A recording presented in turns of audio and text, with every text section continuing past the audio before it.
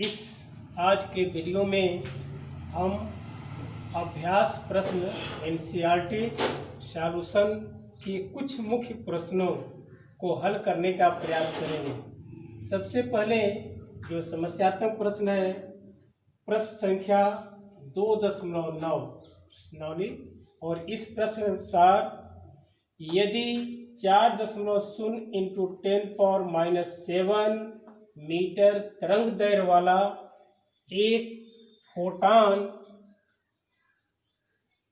2.13 electron volt का कार्यफलन वाली धातु सतह से टकराता है तो ज्ञात करना है फोटॉन की ऊर्जा इलेक्ट्रॉन वोल्ट में, दूसरा उत्सर्जन की गतिज ऊर्जा कितनी होगी और प्रकाशीय इलेक्ट्रॉन के वेग का परिकलन उसका वेग का गणना करना है। तो सबसे पहले आप जानते हैं और नहीं जानते हैं तो जानिए कि आइंस्टीन के अनुसार यदि कोई प्रकाश किरण किसी धातु सतह से टकराता है तो धातु सतह से उत्सर्जित इलेक्ट्रॉन के लिए उस सतह की एक न्यूनतम ऊर्जा होती है जिसे हम कार्यफलन कहते हैं, और इस कार्यफलन से अतिरिक्त ऊर्जा यदि उस विकिरण की है तो वह गतिज ऊर्जा के रूप में परिवर्तित होता है। तो इस प्रकार आइंस्टीन समीकरण के अनुसार उस यानी विकिरण की ऊर्जा एच न्यू बराबर कार्यफलन जिसे W0 से प्रस्तुत करते हैं plus half m v square. यहाँ पर उत्सर्जित इलेक्ट्रॉन का वेग v, उसका द्रव्यमान m और हाफ m v स्क्वायर एक गतिज ऊर्जा होगा।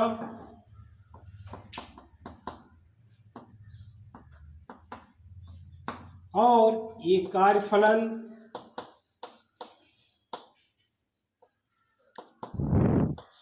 और यह विकिरण की ऊर्जा यानी आपतित विकिरण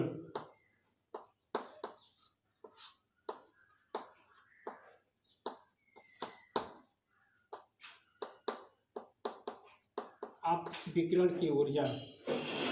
इस समीकरण को देखने के बाद हमें ये ज्ञात करना है कि फोटॉन की ऊर्जा इलेक्ट्रॉन वोल्ट में, तो फोटॉन की ऊर्जा हमें एच न्यू के द्वारा हम ज्ञात करते हैं। और जो प्रथम प्रश्न है, फोटॉन की ऊर्जा बराबर एच न्यू।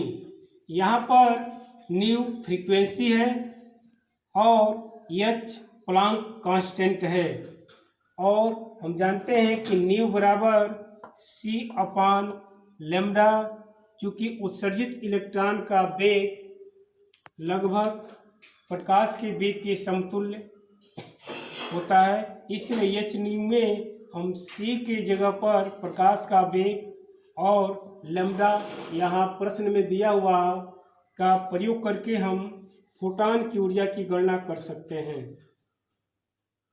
तो फोटॉन की ऊर्जा यानी एच न्यू बराबर ज्ञात करने से पहले न्यू बराबर c यानी प्रकाश का वेग 3 × 10⁸ मीटर/सेकेंड और बटा लैम्ब्डा यानी तरंग दैर्घ्य दिया हुआ है 4.0 × 10⁻⁷ मीटर। जब इसे हल करेंगे तो इसे हल करने पर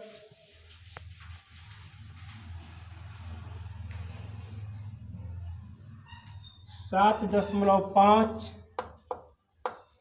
× 10⁻14 और इस न्यू है इसलिए सेकेंड -1 फ्रीक्वेंसी। अब फोटॉन की ऊर्जा कितनी होगी, ये बराबर एच और एच का मान हम जानते हैं 6.626 इंटू 10⁻⁻34 MKS में, और इंटू न्यू यानी फ्रीक्वेंसी 7.5 इंटू 10⁻14, और जब इसे हल करेंगे तो ये आपका हल प्राप्त होता है 997 इंटू 10⁻14। तो इसे हल करने पर 4.97 इंटू 10⁻19 यहाँ पर जूल होगा, और इसे इलेक्ट्रॉन वोल्ट में कन्वर्ट करने के लिए 1 इलेक्ट्रॉन वोल्ट बराबर दिया हुआ है, इसलिए 4.3 में 4.97 इंटू 10⁻19 अपॉन 1.602 इंटू 10⁻19। अब इसे यदि डिवाइड करते हैं तो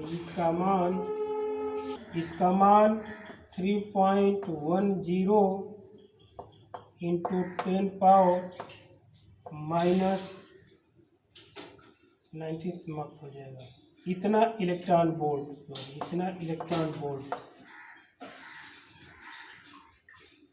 इस उत्सर्जित फोटॉन की ऊर्जा इलेक्ट्रॉन वोल्ट में इतना, या ये कहिए कि वह फोटॉन जो आपतित होगा उसकी ऊर्जा का मान इतना होगा। इसी प्रश्न का दूसरा पार्ट, उत्सर्जन की गतिज ऊर्जा ज्ञात कीजिए। उत्सर्जन की गतिज ऊर्जा यहाँ पर दिया हुआ है 12 mv²। अब 12 mv² के लिए हमें m के जगह पर इलेक्ट्रॉन का द्रव्यमान और v यानी v का मान अगले चरण में ज्ञात करेंगे, लेकिन गतिज ऊर्जा यहाँ पर फोटॉन की ऊर्जा ऋणात्मक कार्य यदि करते हैं तो गतिज ऊर्जा का मान ज्ञात हो जाएगा। तो सेकेंड जो भाग है इस प्रश्न का, इसके लिए 12 mv² बराबर गतिज ऊर्जा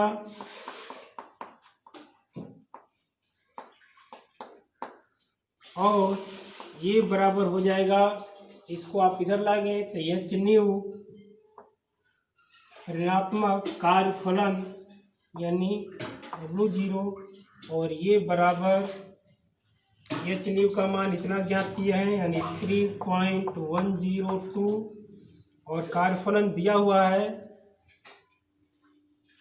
2.13 वोल्ट। अब इसे हल करने पर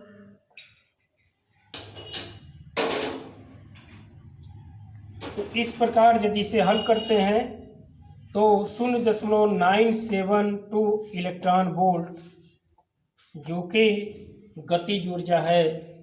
अब इसे जूल में कन्वर्ट करने के लिए 1 इलेक्ट्रॉन वोल्ट से हम यदि मल्टीप्लाई कर देते हैं तो ये मान ज्ञात हो जाएगा। इलेक्ट्रॉन वोल्ट बराबर 0.972 इंटू 1 इलेक्ट्रॉन वोल्ट यानी 1.602 इंटू 10⁻10 जूल। इसके बाद थर्ड, इस प्रश्न का तीसरा जो भाग है, प्रकाशीय इलेक्ट्रॉन के वेग का परिकलन कीजिए।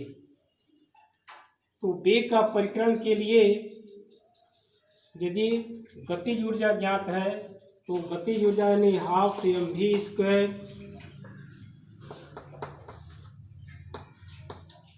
बराबर ये ज्ञात हुआ है 0.972 इंटू 1.602 इंटू 10⁻19, और ये गतिज ऊर्जा बराबर 12 mv²। अब यहाँ पर या v² बराबर 0.972 into 10⁻ sorry into 1.602 into 10⁻⁻19 upon m, और का 1/2 या भी बराबर, ये 2 को इधर कर सकते हैं, 2 इंटू 0.972 इंटू 1.602 इंटू 10⁻⁻19 अपॉन यम की जगह पर इलेक्ट्रॉन का द्रव्यमान यानी 9.1 इंटू 10⁻31 किलोग्राम होता है। और क्योंकि v स्क्वायर है तो v बराबर ये अंडर रूट हो जाएगा, और यदि इसे हम हल करते हैं तो इसका मान हमें प्राप्त होगा। आप हल करके देखिए, इसका मान 5.85 इंटू 10⁵ मीटर प्रति सेकेंड। तो इस प्रकार इस प्रश्न के तीनों खंड फोटॉन की ऊर्जा, उत्सर्जन की गतिज ऊर्जा और प्रकाशीय इलेक्ट्रॉन के वेग का परिकलन की गणना इस प्रकार करते हैं। फिर इसके बाद नेक्स्ट दूसरा प्रश्न हम ग्रहण करेंगे। में दूरस्थ तारों से मिलने वाले संकेत बहुत कमजोर होते हैं। यदि फोटॉन संसूचक 600 नैनोमीटर के विकिरण से कुल इतना ऊर्जा प्राप्त करता है, तो संसूचक द्वारा प्राप्त फोटॉनों की संख्या की गणना कीजिए। यहाँ पर फोटॉन द्वारा प्राप्त ऊर्जा इतना है, तो ये कितने फोटॉनों की ऊर्जा है इससे हमें ज्ञात करना है। तो सबसे पहले एक फोटॉन की ऊर्जा इसमें हमें हल करना है। तो एक फोटॉन की ऊर्जा, और फोटॉन की ऊर्जा बराबर एच न्यू, और एच न्यू बराबर c/लैम्डा। लैम्डा का मान दिया हुआ है प्रश्न में 600 नैनोमीटर, या लैम्डा बराबर 600 nm बराबर 600 इंटू 10⁻⁹ मीटर। यहाँ पर फोटॉन की ऊर्जा बराबर हो जाएगा एच का मान 6.02026 इंटू 10⁻34, 626 इंटू 10⁻34 इंटू सी का मान 3 इंटू 10⁸ मीटर प्रति सेकेंड, और बटा लैम्डा यानी 600 इंटू 10⁻⁹। अब एक फोटॉन की ऊर्जा यानी यदि इसे हम गणना करते हैं तो इसका मान आप हल करिए 3.313 इंटू 10⁻⁹ जूल। चूँकि एक फोटॉन की ऊर्जा इतनी है, इसलिए इतनी ऊर्जा में कितने फोटॉन होंगे, तो फोटॉन की संख्या,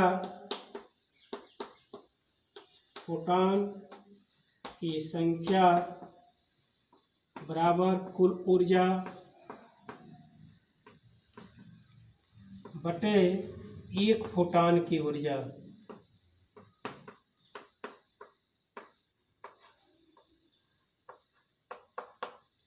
इसे यदि हल करते हैं तो 3.15 इंटू 10⁻⁸ अपान एक फोटॉन की ऊर्जा का मान 3.313 इंटू 10⁻⁹।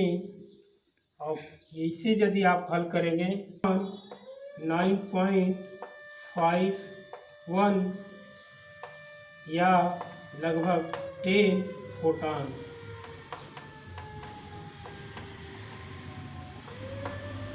तो ये हमारा उत्तर हो जाएगा।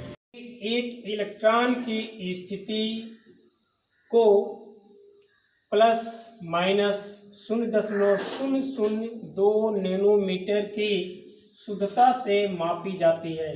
दूसरे शब्द में कह सकते हैं कि इसकी स्थिति में अनिश्चितता 0.002 नैनोमीटर की है। तो इलेक्ट्रॉन के संवेग में अनिश्चितता की गणना कीजिए।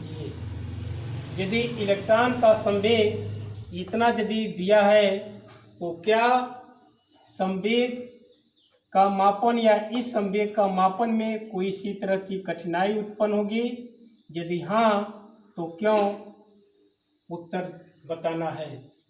तो इसे सबसे पहले हल करने में हम संवेग में अनिश्चितता की गणना करेंगे। हाइजेनबर्ग अनसर्टेनिटी प्रिंसिपल के अनुसार Heisenberg uncertainty principle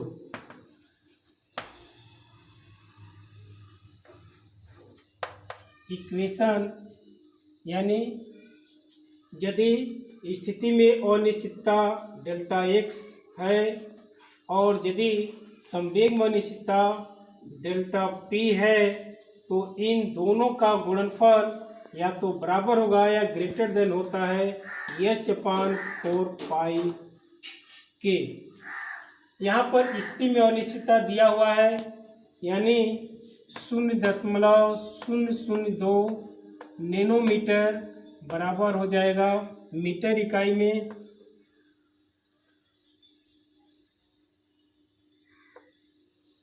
0.002 into 10⁻⁹ metre या बराबर 2.0 इंटू 10⁻⁷ मीटर। और इस तरह से h का मान और पाई का मान स्थापित करके हल करने पर हम डेल्टा पी यानी संवेग में अनिश्चितता का मान ज्ञात कर सकते हैं। बराबर h का मान 6.626 इंटू 10⁻�34 और अपान 4 पाई यानी 4 इंटू पाई का मान 3.14 इंटू डेल्टा एक्स और डेल्टा एक्स का मान 2.0 इंटू 10⁻⁷ मीटर। और यदि इसे हम हल करते हैं तो संवेग में अनिश्चितता का मान आप हल करके देख सकते हैं।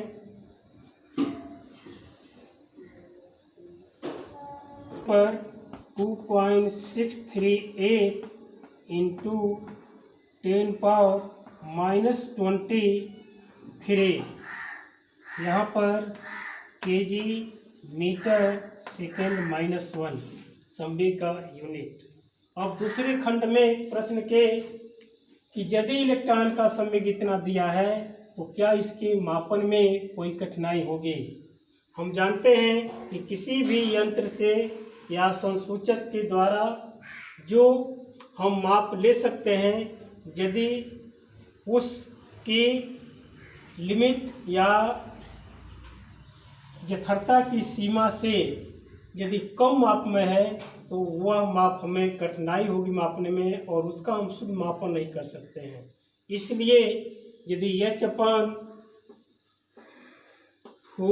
पाई m इंटू 0.05 नैनोमीटर है तो इसका मान यानी P संवेग बराबर जो दिया हुआ है इसका मान स्थापित करके यदि ज्ञात करते हैं तो क्या आएगा? देखिए h यानी 6.626 इंटू 10⁻�34 और बटे 4 इंटू पाई का मान 3.14 और चूँकि प्रोटॉन यानी इलेक्ट्रॉन है तो इलेक्ट्रॉन का द्रव्यमान होता है 9.1 इंटू 10⁻31 किलोग्राम और इंटू इतना नैनोमीटर यानी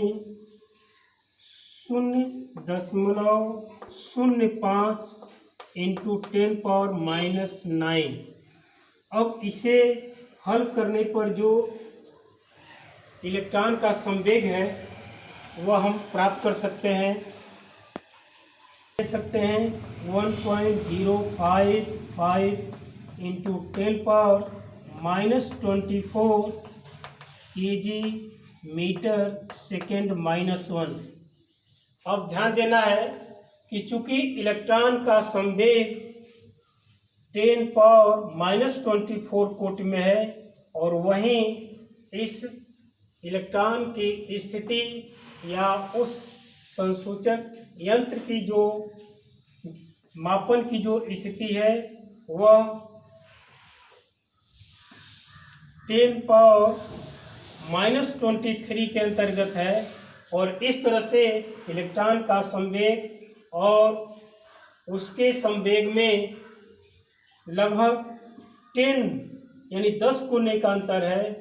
अतः इस इलेक्ट्रॉन का संवेग यथार्थपूर्वक मापन नहीं किया जा सकता है और इस प्रकार इस संवेग के मापन में कठिनाई उत्पन्न होगी। और ऐसा क्यों होगा? क्योंकि जो अनिश्चितता में सीमा है संवेग के मापन में और 10⁻³ की कोटि में है, जबकि हमारा इलेक्ट्रॉन का संवेग 10⁻24 है। इसलिए इतनी छोटी माप को शुद्धतापूर्वक नहीं मापा जा सकता है, इसलिए इसके मापन में कठिनाई उत्पन्न होगी। प्रश्न है 2.58 इलेक्ट्रॉन विवर्तन के समान न्यूट्रॉन विवर्तन सूक्ष्मदर्शी को अणुओं की संरचना के निर्धारण में प्रयोग किया जाता है। यानी अणुओं की संरचना के लिए इलेक्ट्रॉन विवर्तन की जगह पर न्यूट्रॉन विवर्तन सूक्ष्मदर्शी का प्रयोग किया जाता है। तो यदि यहाँ 800 pm की तरंग दैर्घ्य वाली न्यूट्रॉन को यदि लिया जाता है या वेव को लिया जाता है तो न्यूट्रॉन से संबंधित अभिलाक्षणिक यानी उसका कैरेक्टरिस्टिक वेग क्या होगा? तो यहाँ पर न्यूट्रॉन की वेग की गणना हमें करनी है। तो यहाँ पर डी ब्रोगली इक्वेशन का हम सहयोग लेंगे और डी ब्रोगली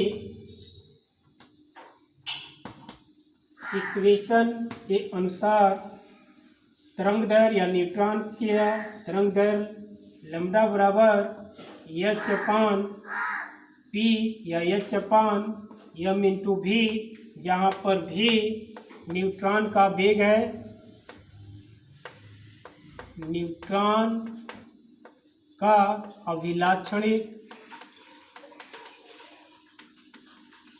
अभिलाक्षणिक वेग होगा और यम न्यूट्रॉन का द्रव्यमान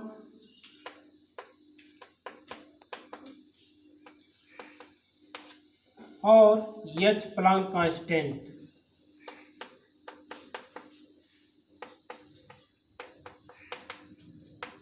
और इसका मान 6.626 इंटू 10⁻34 जूल सेकेंड।